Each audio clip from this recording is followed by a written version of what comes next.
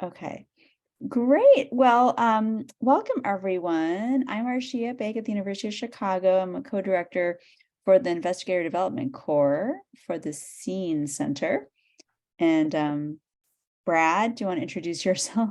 Yeah, I'm the other co-director, so I'm at Rush University Medical Center.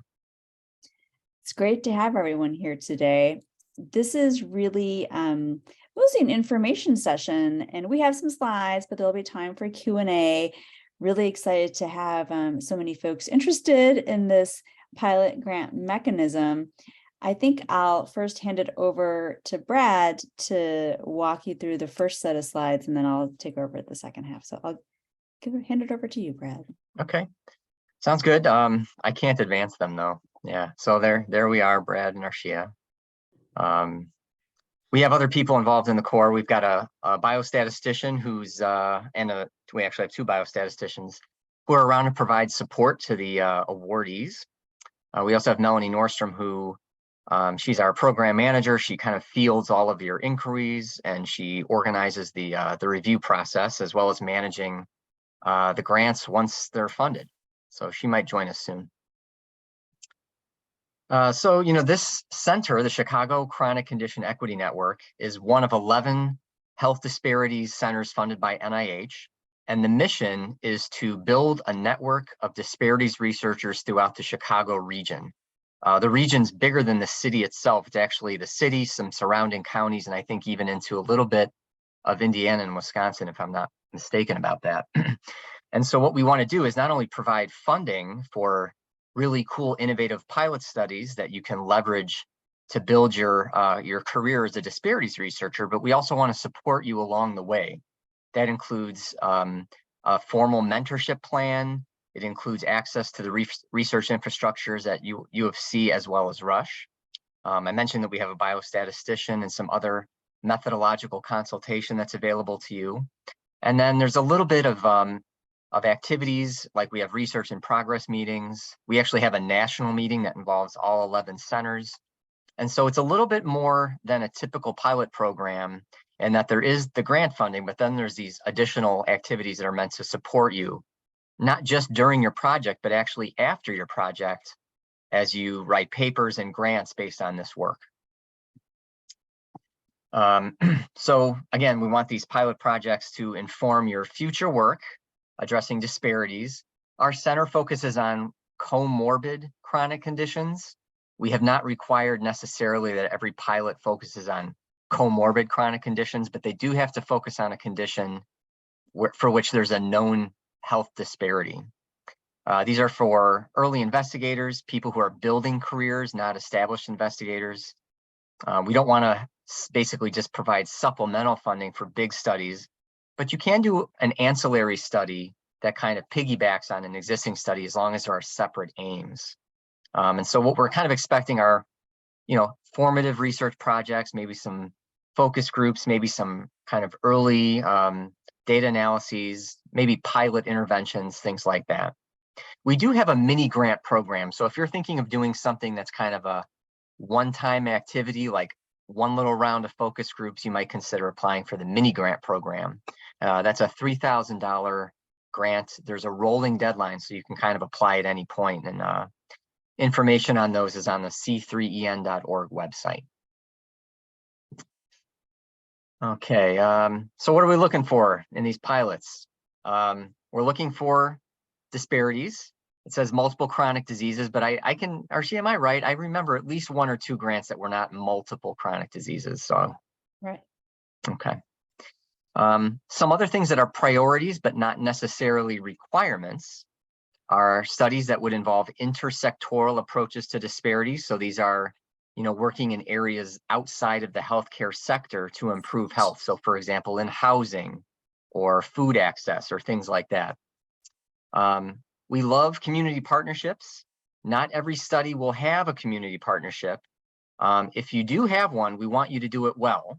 So it shouldn't be the case that you, for example, propose a project with a community partner, but it's just kind of a token partnership. So if you do it, we want you to do a good job and to really articulate the role of the community partner.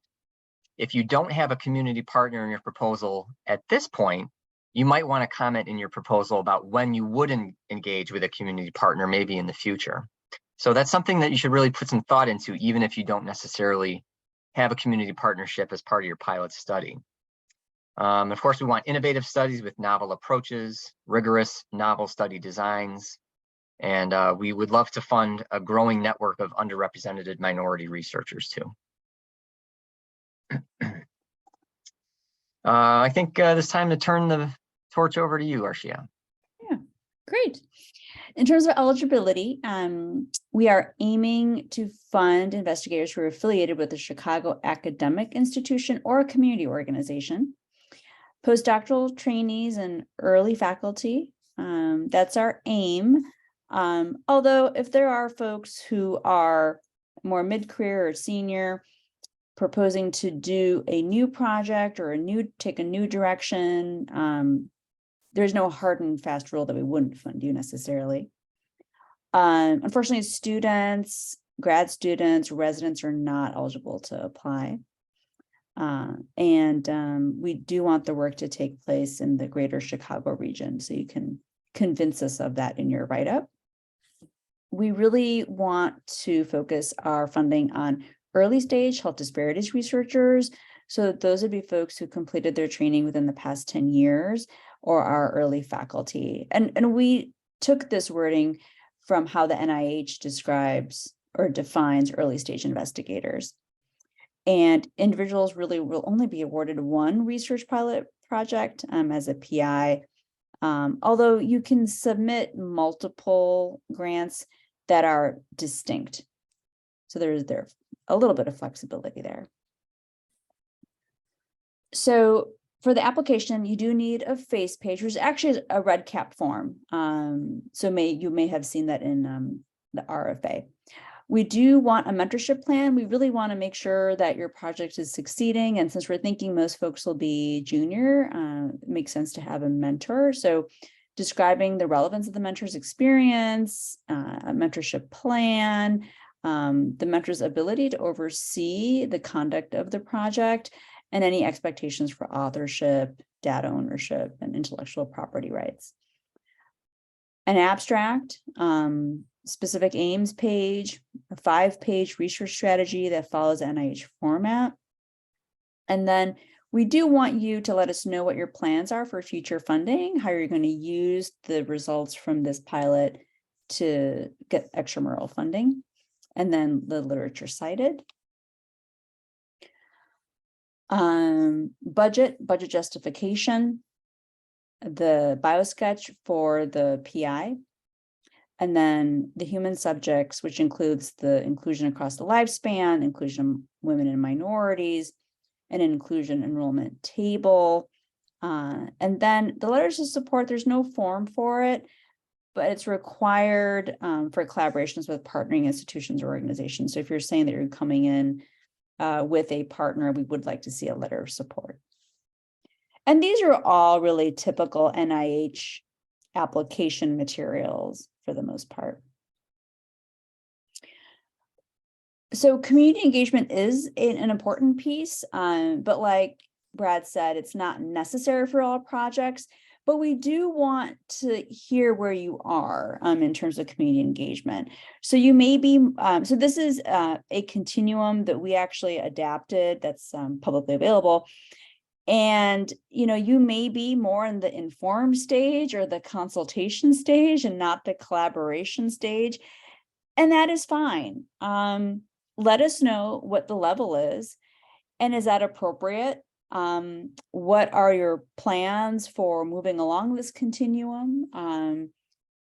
But again, this is not a requirement. We do want to hear sort of where you're at and what you're thinking in terms of community engagement. We can offer consultation on how to incorporate community engagement into your application and help you partner with relevant community organizations. So as a part of the Scene Center, we do have a community engagement core that has a council of community-based organizations. So feel free to reach out to us, and we will see if we can connect you with folks within our community engagement core. And then there's also a FAQ on the C3N website for more resources related to community engagement.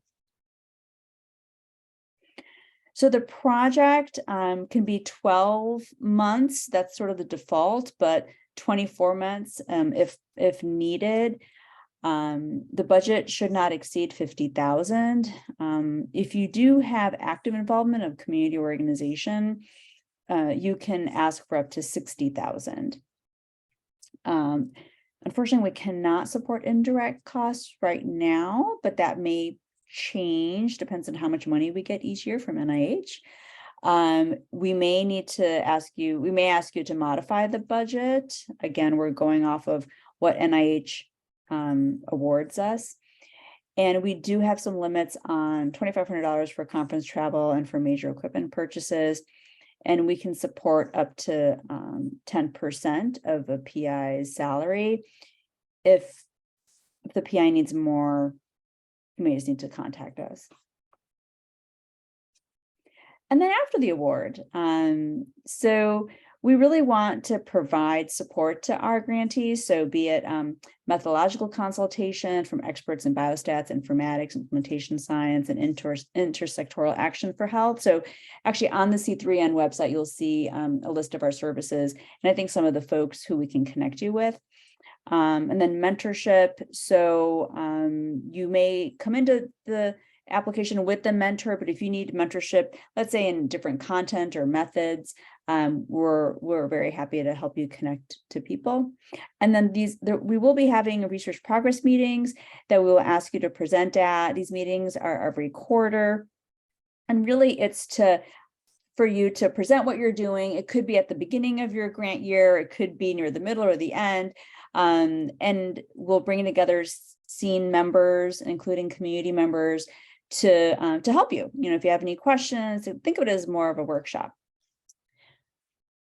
And then there is the annual scene meeting, and as well as the annual. So our center, there's 10 other centers, they have an annual meeting as well. So you may be asked to present some of your work at those 2 meetings as well. For the funding, if you have human subjects, we do need IRB approval documentation. And we would have to review a data safety monitoring plan as well for all studies that are not exempt. And if you do have a clinical trial as defined by the NIH, we need to have your clinicaltrials.gov number prior to enrollment of the first subject. So key dates. So the application is due December 2nd. And that's the website. And then let me see if we have our emails listed. Yeah. So we have our emails as well. And Melanie is a good point person if you have any questions. Melissa Vonish is our grant management person. She sort of deals with all the subcontracts and such after a grant is awarded, and also helps us collect information because we need to do some reporting to NIH for our grantees. So good. I may stop share so we can all see each other, and there's time for questions. I want to make one correction, and it's my bad because I created the slides. We do cover indirects. So sorry for the confusion on that. So it has been very confusing like throughout. It's sort of that messaging has sort of changed, but yes, we do cover indirects. Okay, so you can submit indirects as well with your application. Good. Can I have, sorry, hi, I'm Melanie, I'm program manager. Can I have everyone put their email address in the chat? And if you don't want to share it publicly, you can just send it to me directly.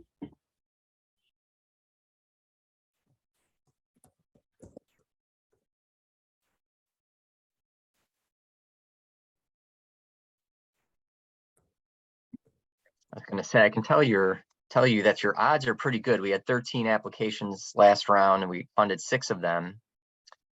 So those are pretty good odds compared to NIH for sure. So definitely don't be shy about submitting.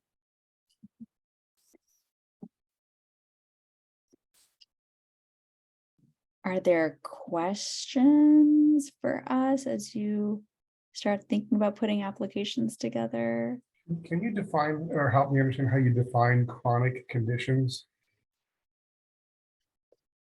Yeah, there's actually, I think the RFA still may have a link in there to some kind of a resource on that, but basically any condition that's not an acute condition, like a heart attack or stroke or something. Well, maybe stroke would be. I guess we're just looking for things that are like cardiometabolic outcomes or mental health. We've seen as defined as a chronic condition. So it's a pretty broad net. Brad, I don't know if you know Equal Hope. We were launched as the Metropolitan Chicago Breast Cancer Task Force. David Ansel was one of our founders. Yeah. And we work on improving health outcomes for women of color in Chicago with breast cancer, cervical cancer, and we connect them to primary care doctors. So I'm not sure if any of that fits within what you define as chronic.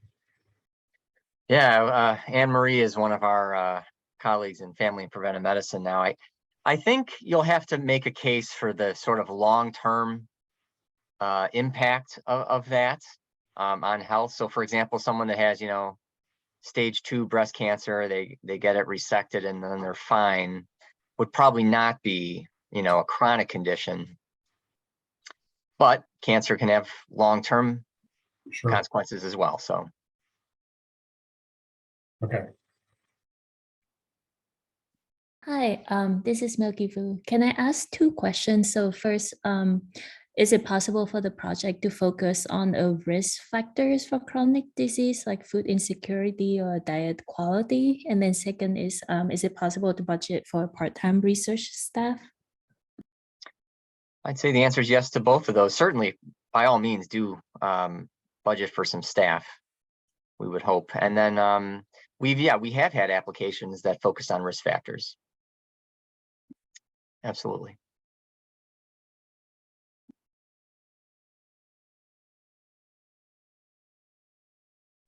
You mentioned the requirement for IRB approval. That's prior to funds, but not necessarily prior to application, I assume. Okay. Right. Yeah.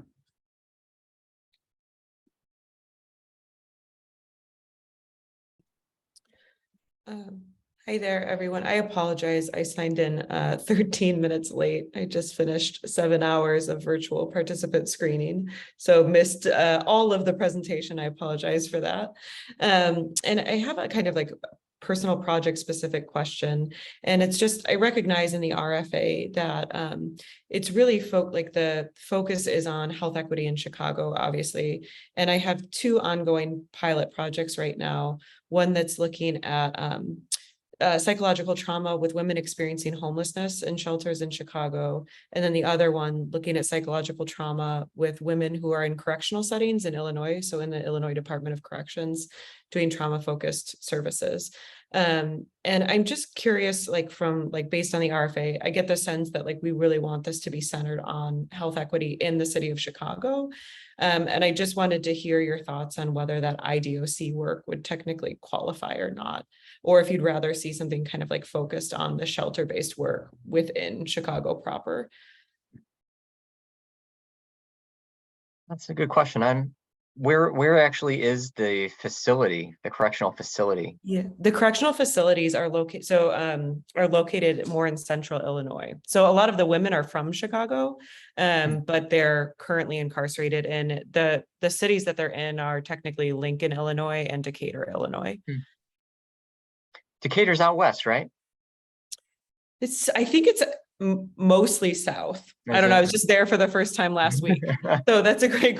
Where the hell's Decatur? We don't know. Anybody? I'm I can navigate my way around the city. The lake is east. I guess the mission is to grow the network of disparities researchers in Chicago.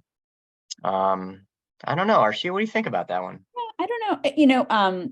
Kirsten, we're not necessarily focused on the city of Chicago. We do expand out to the suburbs. Mm-hmm.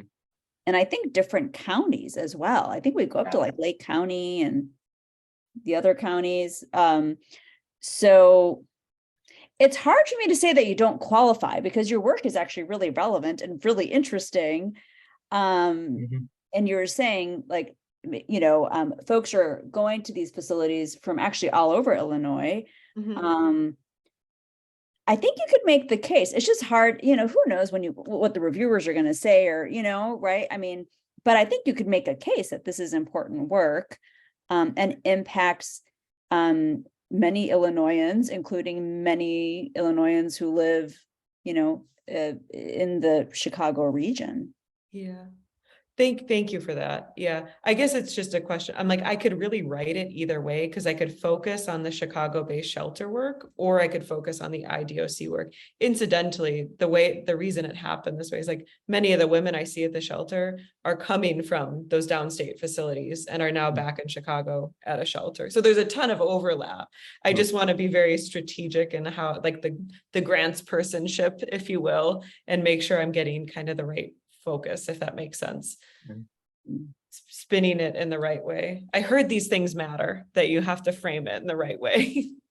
You know, we're a small group of reasonable people, so I wouldn't fret too much about that. I think both of those would probably be totally fine.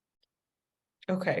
If I had to guess. I would, yeah, I mean, I guess I don't know if I'm the best person to chip in on this, but I say, if you're gonna go do the IDOC thing, I would kind of try to parse out how many of the people that might participate in the study would be from like Kane County, Cook County. Okay. And I can't remember if it's Henry County or anyway, I don't know, shoot me an email and I'll tell you which counties are in we technically cover. And then but the other part of it is this sort of like, and again, not every grant has to have a community partner, but if you are working with partnerships around the homelessness, if you already have community-based partnerships, then it might be easier to fit those into your application with the shelter sort of tilted version. That's kind of what I was leaning toward and kind of like the sense I got, but yeah. Which, okay, all right, that really helps. I'm sorry for everyone else who that might not be a relevant question for. Yeah. I have another question about the budget allocation to CBO that you mentioned. If there are engagement of community partners, there's an additional $10,000. Can that be used to support part-time effort of CBO staff that work with us on the project? I think that'd be a great use of the money. Yeah. Okay, thank you.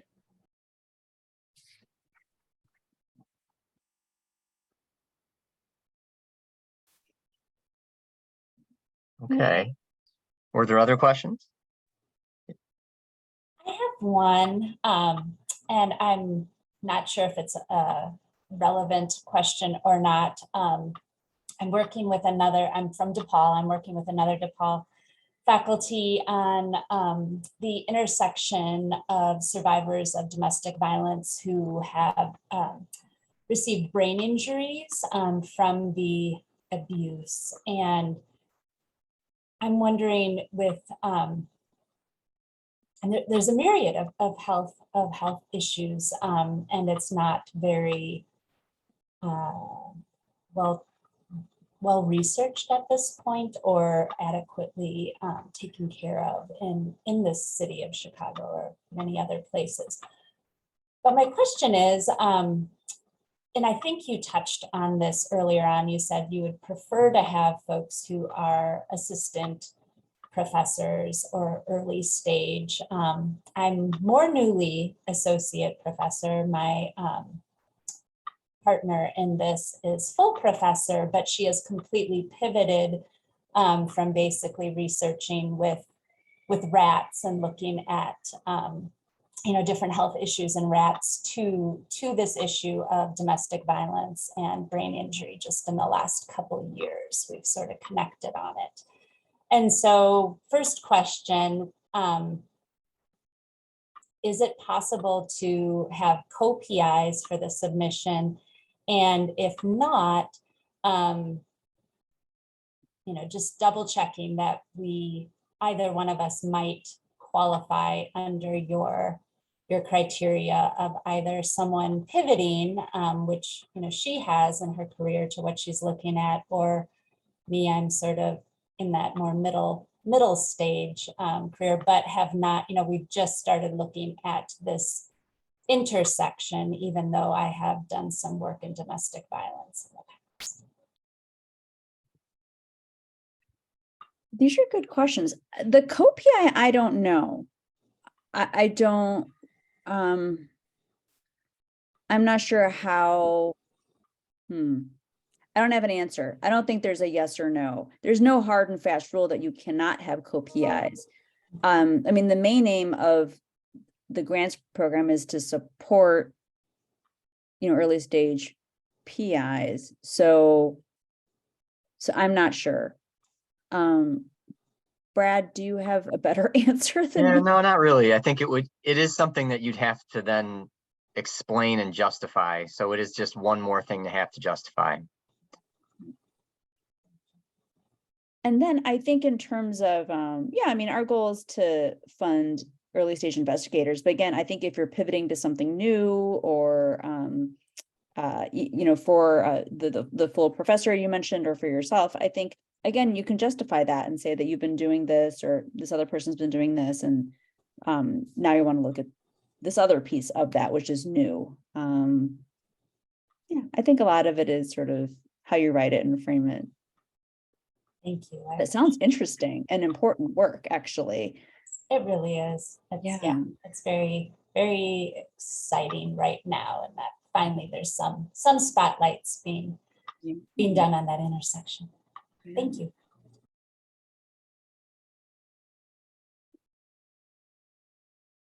Any other questions? These are all really good questions.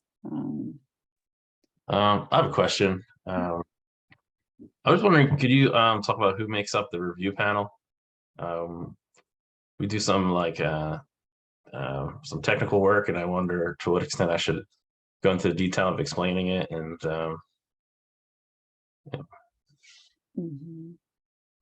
Well, it's our scene leadership.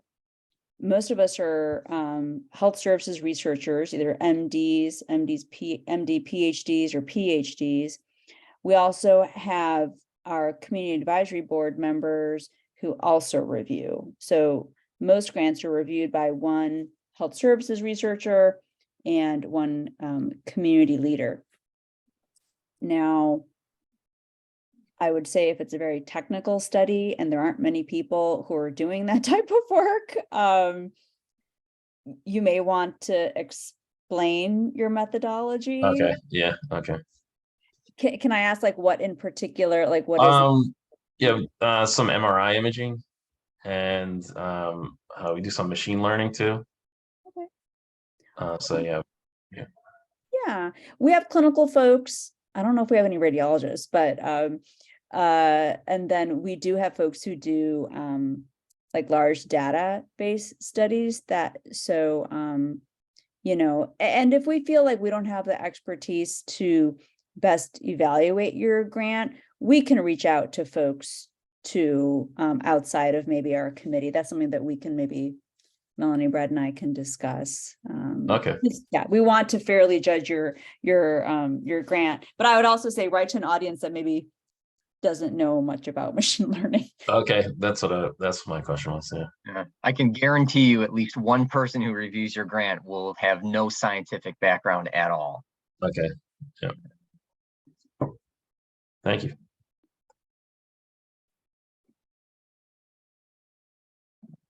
I have a question in the chat. What type of outcomes are reviewers looking for given the 1-year timeline? Is feasibility and acceptability appropriate, or do there need to be changes in disease outcomes?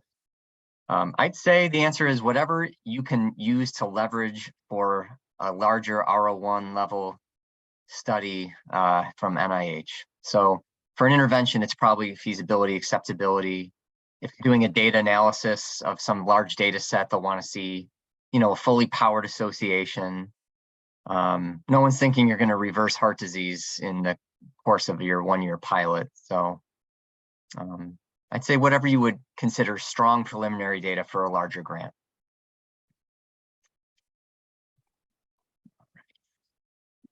So it's 3:30. Our emails were in the slides. You can always email Melanie as well. Check out the c3en.org website. But Melanie, anything else for today? Arshia did record this, and I'm going to post it on the website and on our YouTube channel. And yeah, so that's one of the reasons why I collected your email addresses. So I think Kirsten said she showed up late, so I will be able to get you a copy of the first part of it. Yeah, actually, Li Ting, I never got your email address. If you could put it in the chat, that would be helpful. All right, good luck, everybody.